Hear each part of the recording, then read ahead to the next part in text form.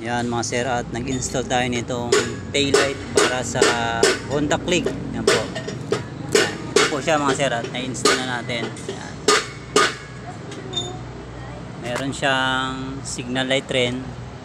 Yan. Push natin sa signal light. Tingnan niyo mga sir.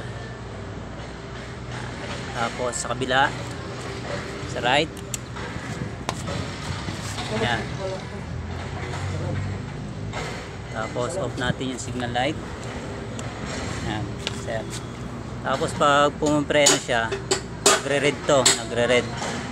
Yan, sir. Walang pipisil ang ating brake light. Yan. Tapos pag pinipisil natin yung brake light, papisil yung brake light. Yung kabila na lang pre. Yan. Yan, pag nagbe-brake light yan, pure red siya. Yan, sir. Tapos pwede siyang iba-ibahin yung kanyang mga kulay. Yan. Ito yung kanyang switch. Yan. May mini switch siya. Yan, dito ko nilagay.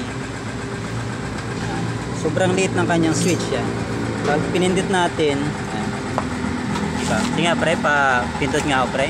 Paiba-iba. Yan. Yan yung kulay niya. Yan. Yan. Blue. Diba pre? Diba pre? Yan. Green. Marami siyang kulay. Hindi ka mamili. Yan. Yan. Daming kulay niya. Yan. Itong napakaangas yung rainbow. Yan. Bali, meron siyang socket yan.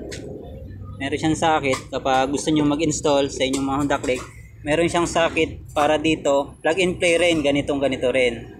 Plug and play. Hindi kayo malilito pag nag-install kayo. Saksak nyo lang sa dati niyang socket ng katulad ng ganito. Tapos meron siyang dalawang wire na ganitong kulay para sa left and right signal. Yan, sir. Itatap nyo lang itong dalawang wire nito sa left and right signal. Yan. Tapos yun, okay na. Ganun lang mga kadali sir, mga sir. Plug and play lang din siya dito. Ganito din yung kanyang socket.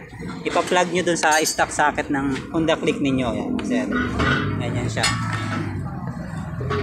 Yan, bali itong accessories nito ay dala lamang po ng ating customer at pina-install lamang niya. Yan, on order niya lang din naman daw sa online. Sir, pakakas niya mga ito. Exactly.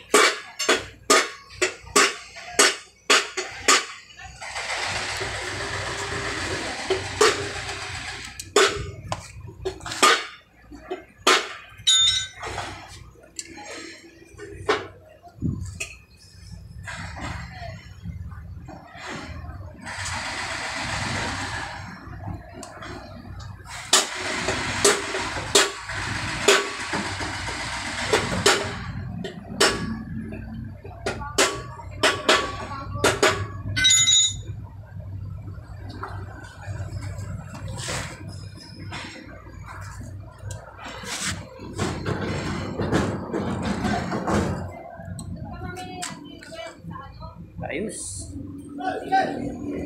Goods.